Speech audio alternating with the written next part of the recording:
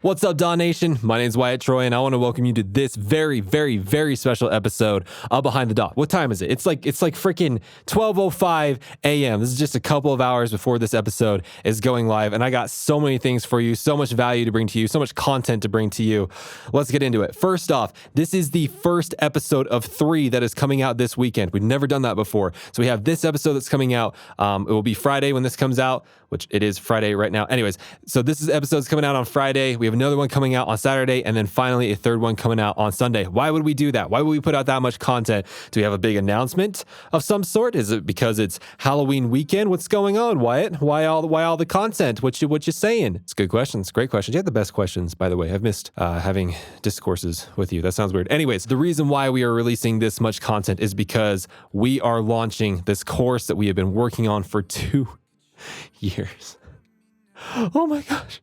It's taken so much time. Anyways, we've been working on this course for 2 years. It's finally coming out today, this Friday, and we wanted to do something really, really special with it, okay? Also, it's Halloween. We're having a big Halloween sale with it. We'll get into that in just one moment. But today, we are going to be putting out an episode with Crywolf. Now, listen, if you don't know who Crywolf is, what are you doing? Where have you been?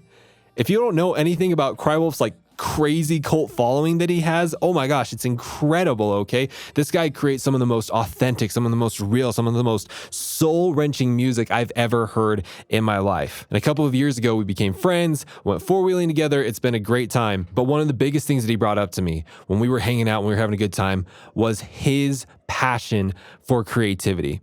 One of the biggest pains that he has went through in his life is that there's been times when he couldn't be consistently creative. There's times when he sat down at the DAW or he picked up his instrument or he went to go write lyrics and there was nothing. Of course, there was times when there were some things and that was blissful, that was amazing, he enjoyed it. I'm sure you've experienced some of the same things, but there's been many, many times when he sat down and he wanted to create. He had this insatiable desire to create, but there was this very real block that was stopping him. And he didn't know what to do. He just had to wait for the muse to come, right? And when it did come, it was beautiful, it was amazing. But how can someone build a full-time career off something that works randomly, right? That is the big question. And so for years, for basically a decade at this point, he has been trying to find a system, a way to be able to snap into that flow state at will.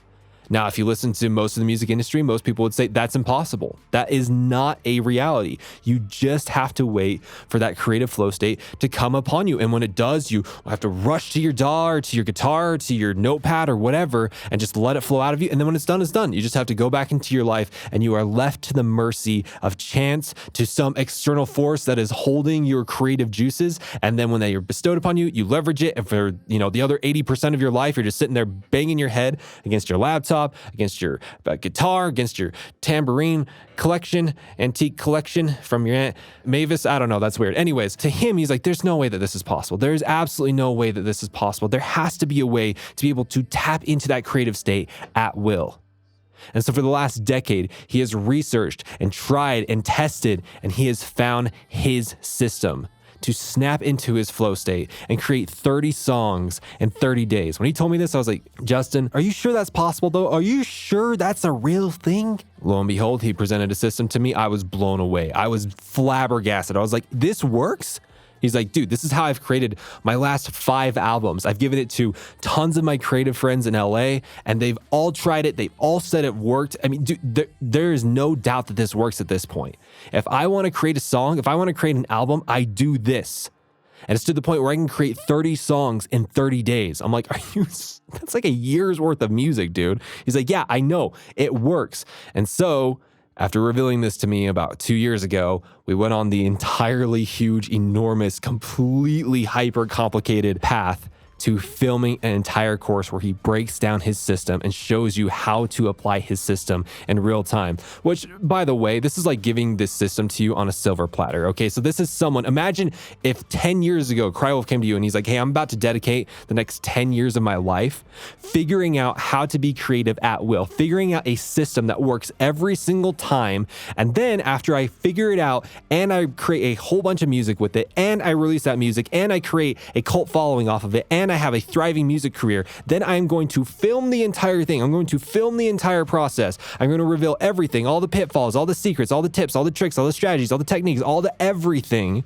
And then I'm going to present it to you so that you can have this system for life. You don't have to work for it. All you have to do is sit in front of your computer, watch the videos, apply what's inside of the videos, and you can use my system. Would that be okay with you? Are you kidding me? 10-year-old ago, you would be like, what? Seriously? Yes, please. I would love to do that, right? That is exactly what we have done. Oh my gosh, it's been taking so much time, but there's so much juiciness inside of this. So as a fun little fact, the course has actually been done for about a year now, right? And for the last year, we've been presenting it to our friends and our colleagues, and we've been having beta testers go through it and so on and so forth. And the feedback is incredible, by the way. It's absolutely insane. Anyone that's from an absolute beginner that barely knows anything about music creation but really wants to get into it, all the way up to people like Yoltron and AU5 and more mid-level producers like Sayazon and Daddy, and basically anyone that's at any stage of their producer career, we've given this to. And all of them have said the same thing. They're like, this is incredible. Because frankly, it doesn't matter. It doesn't matter if you're brand new or you're a veteran and you've been doing this for like 10 to 20 years. Everyone eventually struggles with writer's block. Everyone eventually sits down on their DAW and they're like, oh my gosh, what the frick do I do? What is the next step? Right? Why was I creative a week ago, but now I'm down in the dumpster? People have been like, oh my gosh, this thing is going on in my life right now and I'm flowing with inspiration. Or they say, oh my gosh, this thing is going on in my life right now. Where is all my inspiration? It's gone. It sucks. What the heck is going on? This system fixes that for life, completely destroys it. You never have to worry about that ever again. Think about what that would do for your career, by the way. If you could just snap into your creative flow state at will, anytime that you wanted to. Didn't matter where you were, didn't matter what equipment you had, didn't matter what DAW you have or what plugins you do or do not have. It did not matter. You snap into that state at will. What would that do for your career?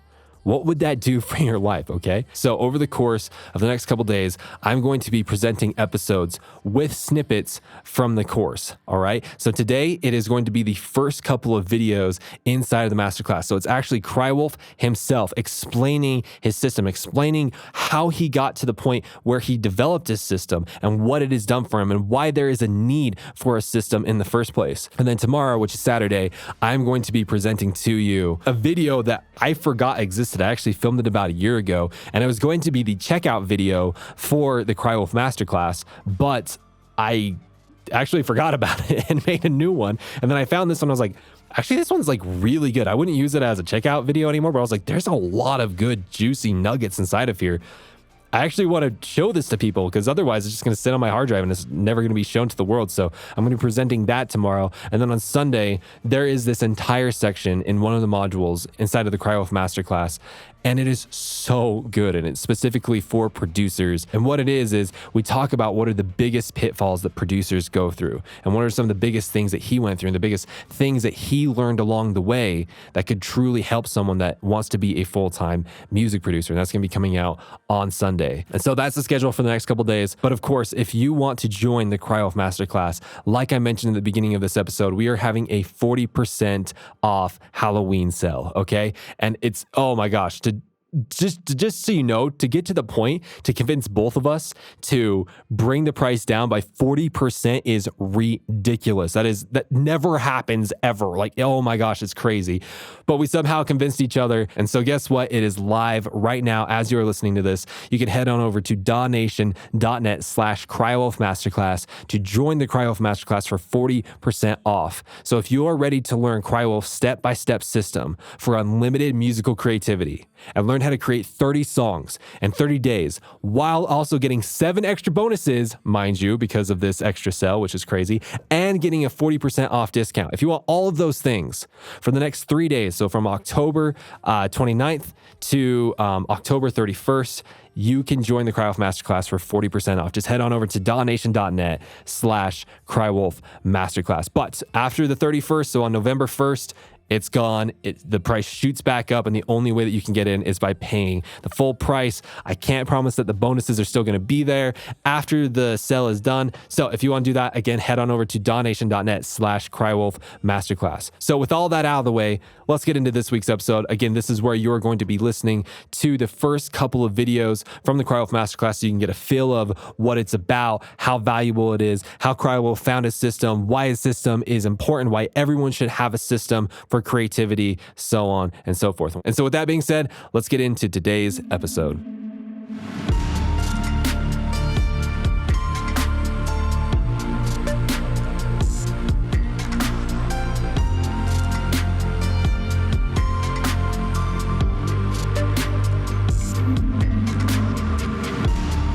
My name's Justin, and I go by the moniker Crywolf. Throughout my entire 8-9 year career, I've been obsessed with this question of where creativity comes from. What is the origin of this real creativity? And not just overall creativity, but specifically this type of creativity that seems to dig deep down inside of you. That flow that so many artists know, where suddenly you're creating things and you're not even thinking about them. You're not doing A plus B equals C. You're just creating from this visceral place and you don't even necessarily understand where it's coming from. For years, I've been fascinated with figuring out where that comes from and how to access it on a regular basis. This system is the summation of everything that I've learned over the course of the last 8 years. All of the ideas that I've read, all of the strategies that I've come up with, and all of the systems that I've put in place to dependably, over and over again, access those deep waters of creativity and bring them up to the surface. Throughout my childhood, I always wanted to be an artist. I always felt so deeply moved by music in particular. Like I had such a deep emotional tie to music. So many different songs that I would listen to. I had these entire music videos in my head to them. I mean, it was throughout my tumultuous emotional youth, music was really the key thing that got me through so much of it. So throughout all of my youth, every time I tried to make music, it just felt contrived to me. It felt like I was just trying too hard. And I was always, it was one of the biggest questions of my youth was how do you get to that place where you're making things that are truly original? I saw people around me that had that clear spark, even young people that would just make things that I was like, where did that come from? How did you do that? For me, it just felt like I was faking all the time. So I was just constantly thinking about that and sort of on a quest to figure out how to tap into that place, how to stop imitating and instead start expressing real parts of me. Because I was such an emotional kid. I had just so many emotions that it was so overwhelming. And I really had no outlet for those things for almost all of my youth. I had extreme depression, bipolar, mania, panic attacks, things like that. And I just had to weather them and suffer through them without really any way to sort of put them into the real world. When I was 18, I dropped out of school and bought a motorcycle. I was just sort of having this existential crisis. And I just left and started driving around the US. I ended up in Reno, Nevada. Met a bunch of kids there that were street artists. They just epitomized kind of what I was talking about. They just did things just because. Every piece of art that they created, it was just because they wanted to. It wasn't trying to copy anything else. Everything at the end of the day is made from our influences, So everything you could argue is a sort of copy of anything else that's been made. The old saying, you can never write a new song. Everything's already been written. But there's a clear difference between doing that consciously, I want to make a song like this, and doing it from a place where you're just kind of drawing it up from underneath. And I felt like these kids were they were living in such an authentic way to them, just not caring about what other people think, not caring about what anybody thought about the art that they were creating. And that just stuck with me so hard. I remember writing in my journal around that time that I felt like I just had this stormy, tumultuous ocean of feeling and emotions inside of me, and they were just corked up. There was nowhere for it to go. It was just building up all of this pressure inside of me. And I was just writing and how do I get this out? So I went back to my hometown in North Carolina, and I had nothing to do for 3 months. I was going to start school again, but I was just home for a while. And I decided to actually start doing street art. And The first piece that I did, it was just the same stuff that I had run into with music, where I just made something and it was like, he's trying so hard just to like be deep or, to get people in some sort of way. And I was just like, it's just at the end of my rope. Like, this is not doing anything for me. This is not serving me in any sort of way. And I remember driving home from doing it, just feeling really dejected. And I still had this can of cat food in my the car that I was stealing to go work on these street art pieces. And I think it said like Tasty Fresh or something. And I just had this thought, like, what if I completely stopped caring? Like, whatever comes out of my mind, just do it. Anything, the most ridiculous, the silliest, the most offensive, just whatever, like just turn off that super ego part of my brain that's trying to judge everything and just let it all come out. And my fear was always that anything I let out would just be too stupid, or anything I let out would cross my moral boundaries and be offensive to me. So I never did that. But at this moment, I was like, why not? I mean, creating art is just not working for me. I'm not feeling it right now. Let me just try whatever. I started doing that and making some of the most like ridiculous things, but I just felt this feeling of it. I was making the stupidest stuff, but it felt so good not censoring myself for the first time, just being unbridled for the very first time in my life. What happened was, like, I started to make sort of silly stuff and stuff that didn't make sense at first. But once I got used to that feeling of letting things flow out of me, it's like after this sort of like initial, clog of just silly things came out, suddenly I started to make stuff that really meant a lot to me. It was really crucial that I was doing street art at the time, because it's a type of art that you get no credit for. I wasn't telling anybody about it. It was just my thing, completely secret. And I mean, I was spending like 3 days, like 30 hours building these huge pieces, some of them like 40 feet across. And sometimes they would be painted over the next day. The perfect situation where the only motivation for creating it was just the act of creation. It was not other people seeing it. It wasn't even it lasting for a long time. It was just doing it to do it. And that was by far the most important moment for me in my artistic development. Fast forward like 6 months, I'm going to school, and it's a way easier school than I was going to at first. So I just had a lot of free time. And I downloaded Ableton. I forgot how I heard about it, but I started making music, and I just decided to apply the exact same thing to the music that I was making. And this was the first time I had made music in like 6 years. I did it when I was a teenager, but I applied that same mentality and just made whatever I wanted. And I found that it transferred to music. And I was like, I'm making these things that I love. I'm making these things that make me feel like deep in my gut, that I can't say, oh, this is just me copying this person, or this sounds like this. It's just like, this doesn't sound like anything. It was so exciting for me, so incredible. So fast forward like another 2 years, Crywolf starts making money. I start touring. People, we get successful online, and people are like, what's next? And it was like, suddenly under that amount of pressure, I sat down and tried to make music and just couldn't. I was back in that left brain. I was back in that space where I'm trying to make something for somebody else, where I'm trying to do this particular thing and like trying to use my analytical brain to do it. And I realized at that time that if I wanted to do music as a career, if I wanted to be able to dependably get down to that deep place over and over and over again, if I didn't want to be just a standard run-of-the-mill artist just making pop music or something, I needed to create a system for getting to that place. And I had been wondering this whole time, like, what was the difference? What's the difference between when I was making street art and when I was making music from that deep place? And then now, when I make music from that other place, that analytical place, it's so bad. It's so bad. I just realized I needed to figure out, even if it was a really long system, I needed to figure out a way that I could rest assured I can get to that place over and over again. Instead of being the sort of tortured artist that's just sitting around for years like, I'm not inspired. I don't know. I just can't. That was how the system came about, was me needing to be able to get to that place over and over again. Because as an artist, especially as an artist up and coming in the industry, you have to be able to execute. You have to be able to do stuff. And if you want to be the sort of artist that is not putting out derivative stuff, if you want to be the sort of artist that is pushing the boundaries and making original stuff, you have to be able to get to that deep, authentic place over and over again. So one thing that I've heard from talking to multiple producers, multiple artists, really not even just musicians in general, but people that are artists in general.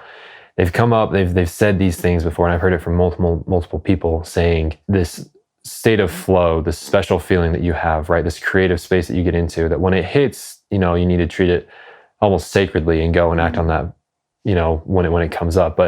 But you can't call it up by will. It's ethereal. It just, when it shows up, that's when you need to leverage it. And when it's gone, you just kind of deal with it. But from what you're saying is that it doesn't have to be like that. It's just a muscle. It's something that you can tap into and create an atmosphere for it to rise out pretty systematically, right? Yeah. I think the old way of thinking about it is, or like the traditional musician way of thinking about it, is that inspiration is just something you have to kind of wait around for.